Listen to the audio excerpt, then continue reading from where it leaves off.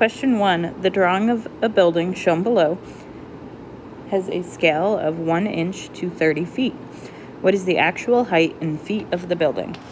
So let's start with our scale factor. We know that 1 inch is 30 feet. I'm going to set that up. Remember, it does not matter what order you set up the proportion in, as long as you keep your units lined up. So I like to set mine up as a unit rate, so I'm going to put the 30 feet on top and the 1 inch on the bottom. And then we are trying to figure out the actual height of the building. It says height, so I know that I need to use the 1.25 inches.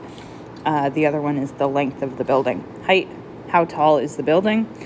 1.25 inches is my scale drawing. It's inches, so I'm going to put it on the bottom with 1 inches. So this is going to be 1.25 inches on the bottom.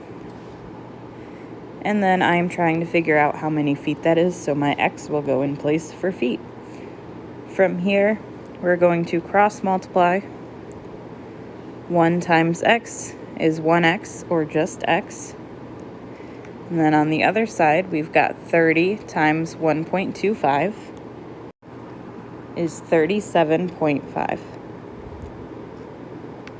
So let's give it some units. That means the height of the building is 37.5 feet.